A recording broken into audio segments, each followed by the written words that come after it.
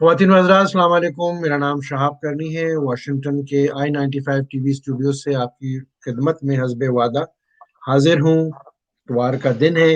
اتوار کو ہم ایک سٹنگ رکھتے ہیں پاکستان سے عطا بخاری صاحب کے ساتھ، مختلف ٹاپکس چوز کرتے ہیں، اس پہ کانورسیشن ہوتا ہے۔ عطا بخاری صاحب السلام علیکم، کیسے ہیں آپ سے؟ وعلیکم السلام، کیا حال ہے سر؟ ٹھیک ہے بس اللہ کا شکر ہے۔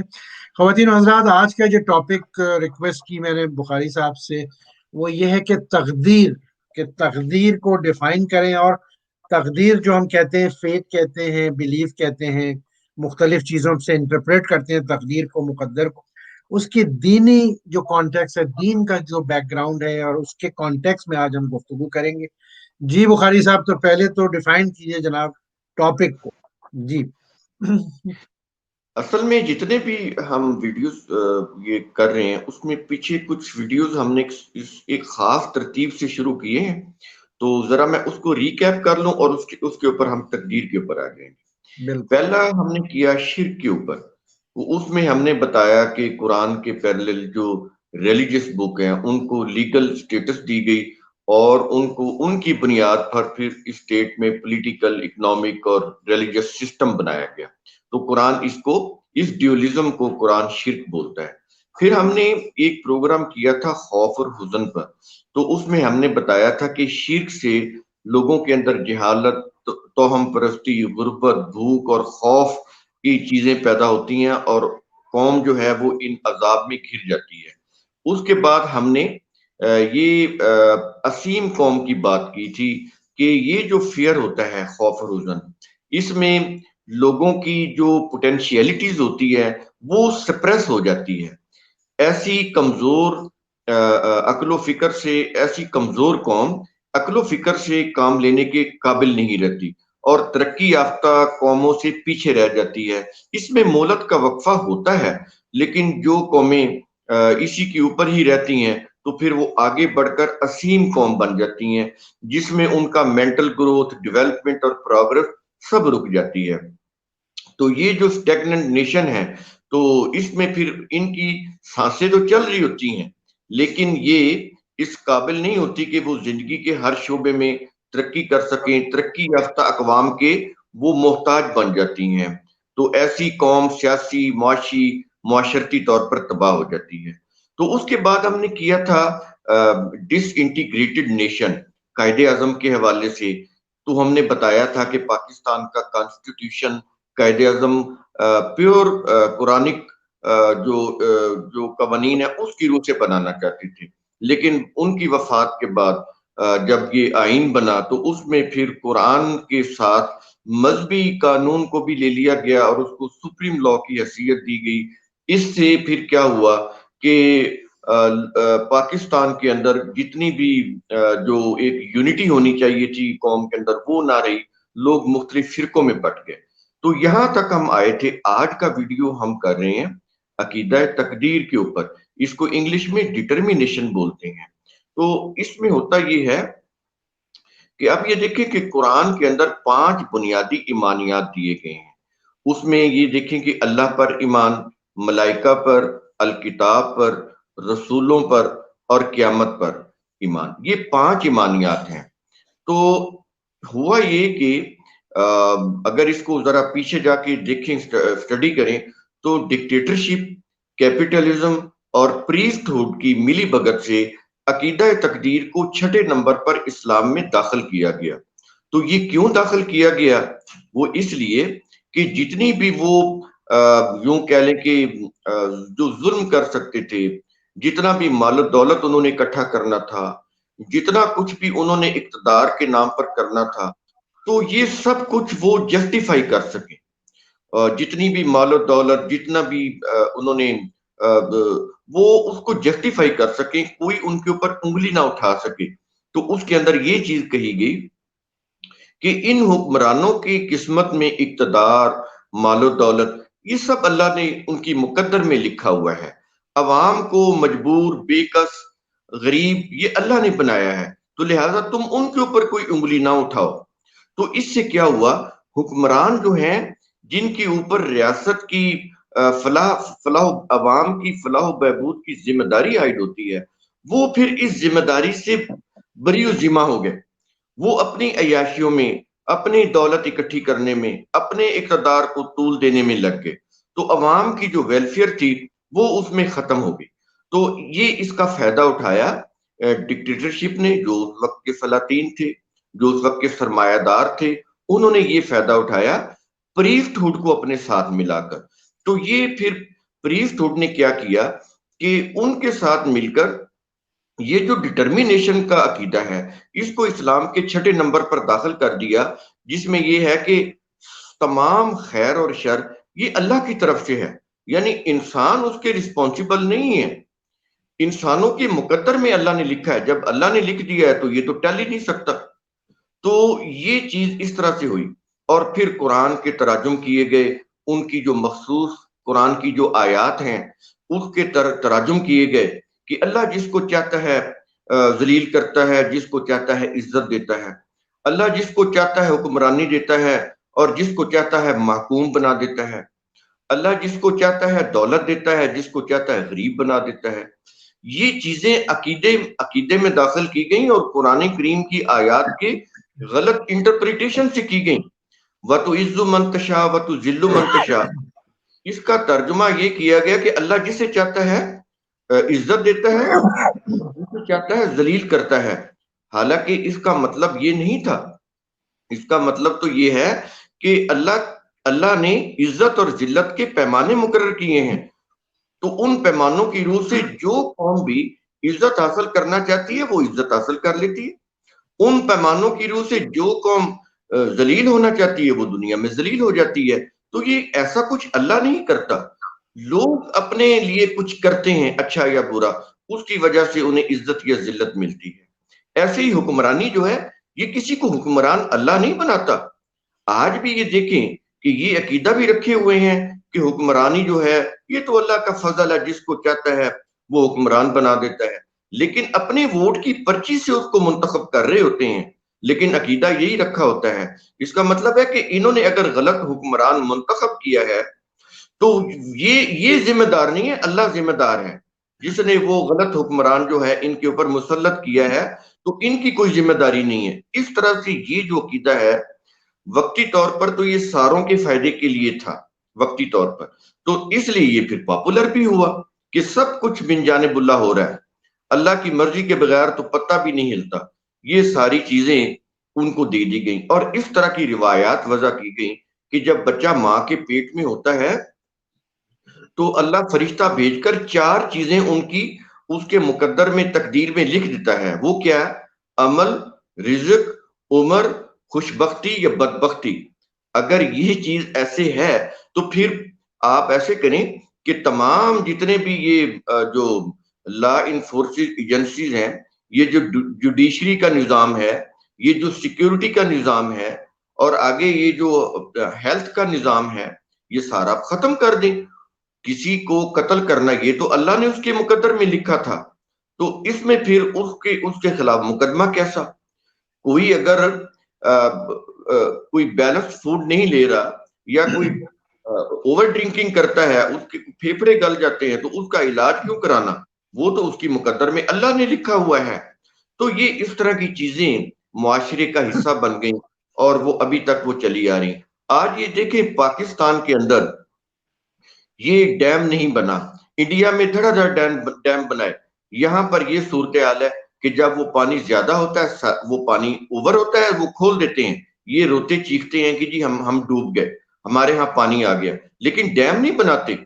اور آج سے جب 20-25 سال کے بعد جب یہ پانی بالکل ہی ختم ہو جائے گا، یہ پھر ان کی مذہبی پیشوائیت آئے گی، وہ ان کو لوگوں کو تسلی دے گی کہ یہ ہماری مقدر میں اللہ نے لکھا ہوا تھا.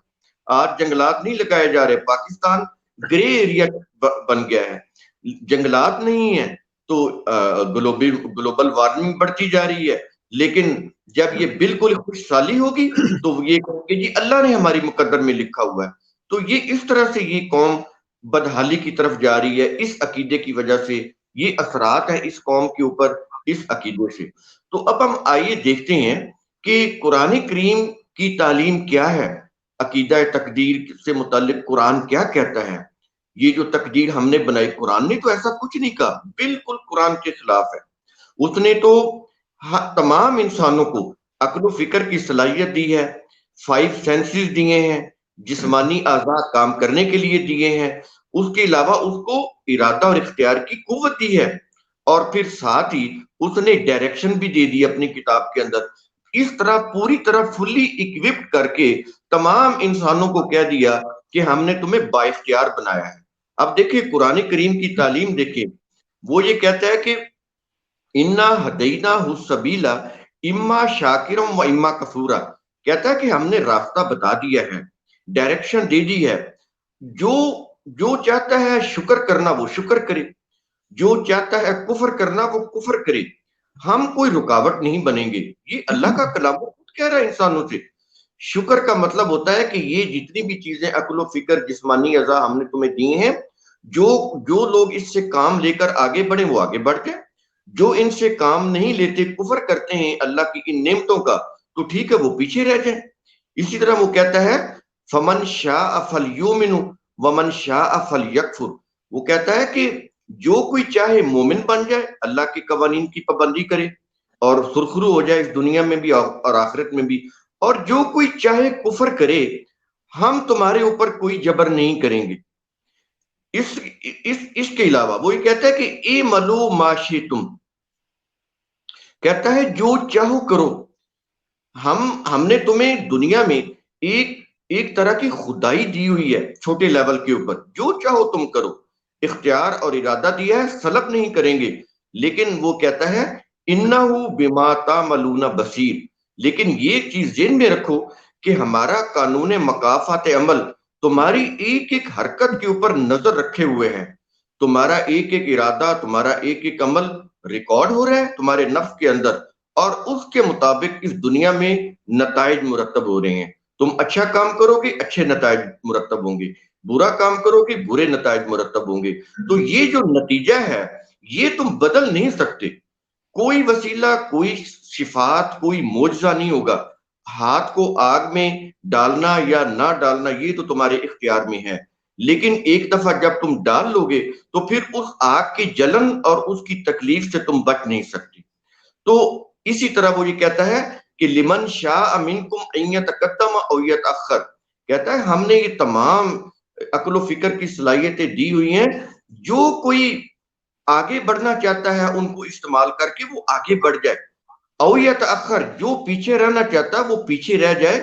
ہم نے تو تمہیں فلی طور پر اکوپڈ کر کے دنیا میں بھیجا ہے، تمام ریسورسز دے دیے ہیں، ان سے کام تم نے لینا ہے۔ تو یہ دیکھیں قرآن کریم یہ جتنی بھی ایجوکیشن دے رہا ہے بڑی ہی واضح ہے۔ وہ کہتا ہے کہ لیس للانسان الا ما سعی، انسان کو وہی کچھ حاصل ہو سکتا ہے جس کے لیے وہ کوشش کرتا ہے۔ اگر وہ کوشش ہی نہیں کرتا تو وہ یہ سمجھے کہ میری تقدیر میں لکھا ہوا ہے جو مجھے مل کر رہنا ہے، تو کہتا ہے اس طرح سے بات نہیں بنے گی۔ وہ کہتا ہے کہ نصیب مما کسبو، تمہارا نصیب تمہارے ہی عمل سے مرتب ہوتا ہے۔ اور ایک ایک بچے کی زبان پر ان مذہبی پیشواؤں نے یہ عقیدہ ڈالا ہوا ہے کہ جی جو اللہ نے نصیب لکھا ہے وہ تو مل کر ہی رہنا ہے، تو نصیب یہ لکھوا کے لائے ہوئے اللہ سے۔ وہ یہ کہہ رہا ہے کہ ہم نے تمہارا کوئی نصیب نہیں لکھا، تم اپنی کوشش سے اپنا نصیب خود لکھتے ہو، ہم تمہارا نصیب نہیں لکھتے۔ اور وہ کہتا ہے کہ جزاء بما کانوا یکسبون، جو کچھ تم کماتے ہو، جو کچھ تم عمل کرتے ہو، تو وہی اس کی جزا ہے، وہی اس کو پلٹ کر واپس دیا جاتا ہے۔ اور ایک قانون بڑا زبردست دیتا ہے، وہ کہتا ہے کہ ان اللہ لا یغیر ما بقوم، دیکھیں قوموں کی بات کر رہا ہے، وہ انفرادی بات نہیں کر رہا۔ کہتا ہے ان اللہ لا یغیر ما بقوم حتی یغیروا ما بانفسکم، حقیقت یہ ہے کہ بلا شبہ اللہ کسی قوم کے حالات کو خود نہیں بدلتا۔ تو جب تک وہ قوم خود اپنے حالات کو خود نہیں بدلتی، یعنی اگر اس کے حالات اچھے ہیں تو وہ کوئی غلطی کرتی ہے تو اس کے حالات بدلتے، اللہ نہیں اس کو مصیبت میں ڈالتا۔ اگر وہ قوم بدحال ہوتی ہے تو وہ کوئی محنت کرتی ہے عقل و فکر کی روح سے تو وہ خوشحال ہوتی ہے، اللہ اس کو ایسا نہیں کرتا کہ بدحال قوم کو اٹھا کے خوشحال بنا دے۔ یہ قوموں نے خود ہی کرنا ہوتا ہے. اور آگے پھر انسانوں کو رسپانسیبل بناتے ہوئے وہ کہتا ہے من عمل صالحا فلنفسہ ومن اساء فعلیہا، کہ جو کوئی صحیح کام کرتا ہے، صلاحیت بخش کام کرتا ہے، اس کا فائدہ اس کو ہوتا ہے اور اسی کو ہوتا ہے، دوسروں کو نہیں ہوتا. اور کہتا ہے کہ ومن اساء فعلیہا، جو کوئی برا کام کرتا ہے تو اس کا وبال بھی اسی کے اوپر پڑتا ہے. یہ نہیں ہے کہ وہ برا کام کرے تو اس کا نتیجہ اچھا ہو جائے. کہتا ہے ایسا نہیں ہوتا، ہمارا قانون تبدیل نہیں ہوتا. اور اسی طرح وہ یہ کہہ رہا ہے کہ وَخَلَقَ اللَّهُ السَّمَاوَاتِ وَالْأَرْضَ بِالْحَقِّ، اللہ نے اس میٹیریل یونیورس کو بالحق بنایا ہے. حق کا مطلب یہ ہوتا ہے کہ جو چیز حقیقت بن کر سامنے آ جائے. یہ کوئی نظری چیز نہیں ہوتی کہ عقیدے میں آپ کہیں کہ یہ صحیح ہے یا غلط ہے. جو ریئلٹی سامنے آ جائے قرآن اس کو حق بولتا ہے. اور یہ کہتا ہے کہ اس دنیا کا جو فارمیٹ ہے، اس کا جو آبجیکٹو ہے، وہ ہم نے کیا رکھا ہے. کہتا ہے وَلِتُجْزَىٰ كُلُّ نَفْسٍ بِمَا كَسَبَتْ، کہتا ہے اس طرح ہم نے اس کا فارمیٹ رکھا ہے کہ یہ تمہارے ایک ایک عمل کا نتیجہ مرتب کرے. ایک انسان جب اس کی وہ مثال زمین سے اور کھیتی سے دیتا ہے کہ ایک انسان زمین میں بیج بو کے آ جاتا ہے، وہ بیج، اس بیج کو اگانے کے لیے پورا کارخانہ کائنات لگا ہوتا ہے کہ انسان کا یہ جو بیج پھینکنا ہے کسی طرح سے یہ ضائع نہ ہو جائے. آکسیجن بھی اس کو اگانے میں لگی ہے، پانی کی نمی بھی اس کو اگانے پہ لگی ہے، زمین کی جو زرخیزی ہے وہ بھی اس کو اگانے میں لگی ہے، سورج کی حرارت اور روشنی بھی اس کو اگانے میں لگی ہوئی ہے. تمام کارخانہ کائنات انسان کے ایک عمل کا نتیجہ مرتب کرنے میں لگا ہوا ہے. وہ اس مثال سے سمجھاتا ہے کہ یہ نہ سمجھو کہ تمہارا کوئی عمل بے نتیجہ جا رہا ہے. صحیح عمل صحیح نتیجہ، غلط عمل غلط نتیجہ. اور اس میں وہ کہتا ہے کہ وَهُمْ لَا يُظْلِمُونَ، تمہارے اوپر کوئی ظلم نہیں ہوگا، یعنی تمہارا نتیجہ بدلے گا نہیں. اللہ کا قانون اٹل ہے، تو تمہارے اچھے اور برے عمل کے مطابق تمہارا نتیجہ مرتب ہوگا. تو یہ بنیادی چیزیں قرآن بتا رہے ہیں.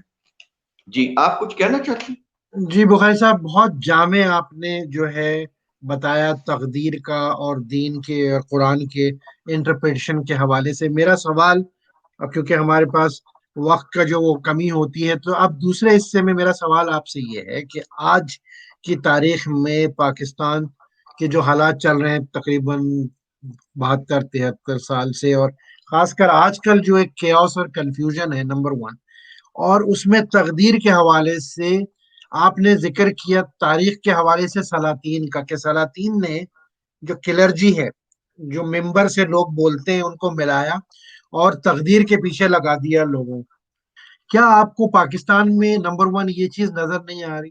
اور دوسرا یہ کہ سلاطین کی کو میں اس طرح سے کہوں گا کہ جو لوگ رول کرتے ہیں پاکستان میں، ایک ٹرم یوز ہو رہی ہے کچھ عرصے سے، ملٹری ملا الائنس. آپ کیا کہیں گے کہ یہ بیماری پاکستان میں ہے، اور اگر ہے اس کا اینٹی ڈوٹ کیا ہو سکتا ہے، اور اس کو ریورس کرنے کے لیے ہمیں کیا کرنا پڑے گا؟ جی بخاری صاحب. سب سے پہلے تو یہ ان کو مذہبی پیشوائیت یا پریسٹ ہوڈ سے جان چھڑانا پڑے گی. اور میں آپ کو یہ چیز بتا دوں کہ دیکھیں کوئی بھی چیز مارکیٹ میں آتی ہے تو اس کی کوئی نہ کوئی ضرورت بھی، اس کے کوئی خریدار بھی پیدا ہو جاتے ہیں. وہ چیز کتنی بھی بری کیوں نہ ہو، اس کے کتنے بھی سائیڈ ایفیکٹ کیوں نہ ہو، کیونکہ وہ مارکیٹ میں اویلیبل ہوتی ہے نا، تو اس کے کوئی نہ کوئی خریدار، کوئی چاہنے والے بھی پیدا ہو جاتے ہیں. بات یہ ہے کہ جب تک یہ پریسٹ ہوڈ ایلیمنٹ معاشرے کے اندر موجود ہے، یہ کبھی بھی کسی بھی قوم کو آگے نہیں بڑھنے دے گا. پاکستان میں تو یہ بالکل ناممکن ہے، اس لیے کہ اس عنصر کی وجہ سے مذہب پرستی جو ہے بہت زیادہ ہے، شخصیت پرستی بہت زیادہ ہے، روایت پرستی بہت زیادہ ہے. لوگوں نے اس شخصیت پرستی میں، مذہب پرستی میں مبتلا ہو کر اپنی عقل و فکر کو بھی بند کر لیا ہے، سوچنے سمجھنے کے لیے بھی تیار نہیں ہے. اب ہوتا یہ ہے کہ کسی بھی ملک کے حکمران ہو، خاص طور پر یہ جو ہمارا برصغیر ہے، سب کانٹیننٹ، اس کے اندر چونکہ یہ بہت زیادہ ایلیمنٹ پریویل ہو چکا ہے، بہت اس کی روٹس، اس کی جڑیں مضبوط ہو چکی ہیں. سابقہ حکومتوں میں یہ بھی ہوا ہے کہ وہ چونکہ یہ چیز چلی آ رہی ہے کہ پولیٹیکل گورنمنٹ کے بالکل پیرلل ایک ریلیجس گورنمنٹ ہے، پبلک لا اور پرسنل لا، اس کی باقاعدہ ایک ڈیولزم ہے جس کو ہم نے شرک میں بھی بیان کیا تھا. تو چونکہ اب ان کے جتھے مضبوط ہو چکے ہیں، ان کے پاس بڑے مضبوط گروپ ہیں، بڑے ٹروپس ہیں، بڑی ان کے پاس یوں کہہ لیں یہ ملٹری ونگ، یہ جو وہ بھی داخل ہو چکا ہے مذہبی جماعتوں کے اندر۔ پہلے آپ یہ دیکھیں کہ کچھ مذہبی جماعتیں تھیں وہ بالکل بے ضرر تھیں، لیکن اب ان کے بھی ملیٹنٹ گروپ ہیں۔ اب ہر جتنی بھی مذہبی تنظیمیں ہیں، پہلے تو وہ مذہبی اور سیاسی تنظیمیں بنی، اس کے بعد پھر ان کے اندر ملٹری ونگ بھی آ گئے۔ وہ ملٹری ونگ بڑے ہی خطرناک ہیں اور اس وقت بڑی پاورفل ہیں، حکومتیں بھی ان سے ڈرتی ہیں۔ تو وہ پھر کیا کرتے ہیں کہ وقتی مفاد کے لیے ان کو اپنا ساتھ ملاتے ہیں۔ جب ان کو ساتھ ملاتے ہیں، اگر یہ دو کام غلط یہ کرتے ہیں حکمران، تو چار غلط کام وہ بھی کرتے ہیں، اس کا ناجائز فائدہ اٹھاتے ہیں۔ تو یہ جب تک ان سے ہم اوائڈ نہیں کریں گے، ان کو معزول نہیں کریں گے، ان کو مسجد کے ممبر اور محراب سے نکال کر ان کو اپنے کام پر نہیں لگائیں گے، اس وقت تک یہ جو معاملہ ہے یہ اسی طرح ہی چلتا رہے گا۔ بہت خوب بخاری صاحب، تو آپ کے خیال میں اگر ہم نے ٹاپ 3 چیزیں کرنی ہیں اس کورس کو ریورس کرنے کے لیے، خاص کر برِ صغیر میں اور پاکستان میں، کیونکہ میجورٹی جو دین کو، جو اسلام کو فالو کرتے ہیں وہ پاکستان میں زیادہ رہتے ہیں، انڈیا بنگلہ دیش میں بھی ہیں، اس خطے کی بات کر، تو کیا کرنا پڑے گا؟ کون سی 3 چیزیں ہیں جو ہمیں کرنی چاہیے اس کورس کو ریورس کرنے سب سے پہلے تو کانسٹیٹیوشن، اس کے اندر جب تک ایبسولوٹ بک آف اللہ کو سپریم لا کی حیثیت نہیں دی جاتی، اس وقت تک کوئی حل نہیں ہوگا، نمبر 1۔ نمبر 2، مساجد کے جو جو ممبر ہے یہ بیسیکلی رولرز کے لیے ہے، پریسٹ ہوڈ کے لیے نہیں ہے۔ تو یہ جو ممبر ہے، یہ جو پلیٹ فارم ہے مساجد کا، یہ واپس جانا چاہیے رولرز کے پاس، اور رولر جو ہے وہ ڈائریکٹ عوام کو جواب دہ ہوں کہ وہ کیا کر رہے ہیں، ڈائریکٹ ان کا محاسبہ ہو کہ وہ کر کیا رہے ہیں۔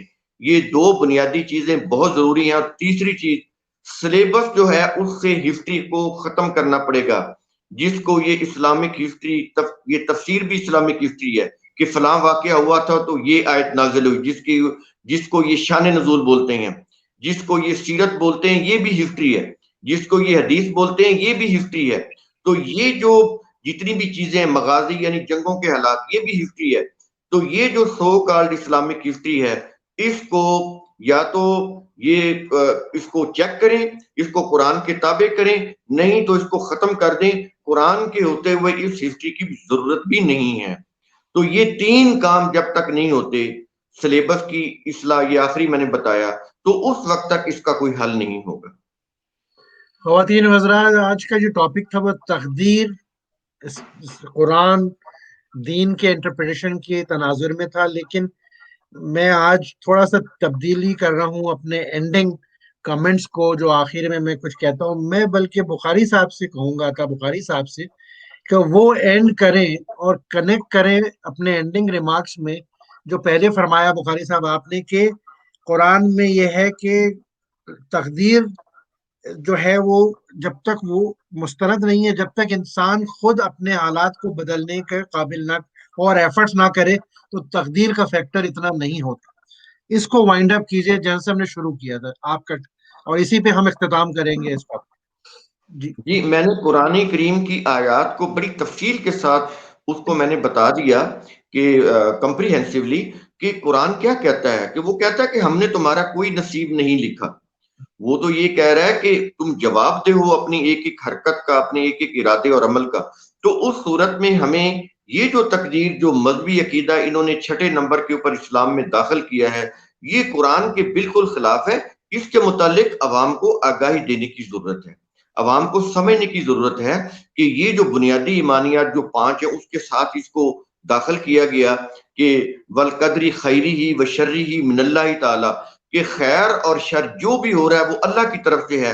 تو پھر ان سے پوچھا جائے کہ اگر کوئی شخص قتل کرتا ہے تو اس کے اوپر مقدمہ چلانے کی کیا ضرورت ہے؟ اس کو مقدر میں تو اللہ نے اس کو قتل کرنا لکھا ہوا ہے، تو پھر ٹھیک ہے، پھر چپ کر جائے۔ تو یہ چیزیں ٹھیک کرنا ہوگی، یہ کانسیپٹ کلیئر کرنا ہوگی، قوم کو ایجوکیٹ کرنا ہوگا، اس کو اویئرنس دینی ہوگی۔ لیکن جو انقلاب ہوتا ہے یہ اوور دا نائٹ نہیں آتا، ایجوکیشن ایک پروسیس ہوتا ہے، لانگ ٹائم پروسیس، تو وہ لانگ ٹائم چاہیے۔ تو لیکن ہمارا نصاب تو بہتر ہو، ہمارا جو سلیبس پڑھایا جا رہا ہے جو مذہب کے نام کے اوپر، وہ بالکل اینٹی قرآن ہے، اینٹی وزڈم ہے، اینٹی انٹلیکٹ ہے، اینٹی پروگرس ہے. تو وہ ٹھیک ہونا بہت ضروری ہے، عقل و فکر سے کام لینا بہت ضروری ہے. بہت شکریہ عطا بخاری صاحب، لائک آلویز. انشاءاللہ خواتین و حضرات اگلے اتوار کو بخاری صاحب کے ساتھ ایک نئے ٹاپک کے ساتھ ضرور حاضر ہوں گے. بس میں نے آخر میں اتنا ہی کہنا ہے کہ آپ نیچے دیکھ رہے ہیں تو سبزہ گرین کلر، بخاری صاحب کے پیچھے جو ہے وہ بھی گرین کلر نظر آ رہا ہے. اور یہ رنگ جو ہے وہ سودنگ افیکٹ کہتے ہیں کہ گرین ریولوشن جو ہے وہ امن کی سمبل ہوتا ہے، بجائے تلوار اٹھا کے الطغرل غازی کے فالو کرنے کے. گرین ریولوشن جو ہے وہ پیار، محبت، اخوت اور سمجھ اور شعور کے ساتھ جو تبدیلی آتی ہے وہ لانگ ٹرم ہوتی ہے، لیکن وہ لاسٹنگ ہوتی ہے. میں بخاری یہاں پر صاحب. ایک لفظ جی کا جی اضافہ کروں گا کرنی صاحب آپ کی اجازت سے. یہ پلیز. جو انقلاب ہے یہ عربی کا لفظ ہے، یہ قلب سے ہے، ہارٹ، قلب سے ہے. تو انقلاب یہ اس کے اندر بلڈ شیڈ نہیں ہوتا، اس کے اندر شب خون مارنا نہیں ہوتا. انقلاب قرآن کی روح سے ہوتا ہے جس سے دلوں میں تبدیلی آئے، ذہنوں مثبت میں، تبدیلی. ذہنوں میں اور دلوں میں، بالکل. جی، قلبی تبدیلی کو قرآن انقلاب بولتا ہے.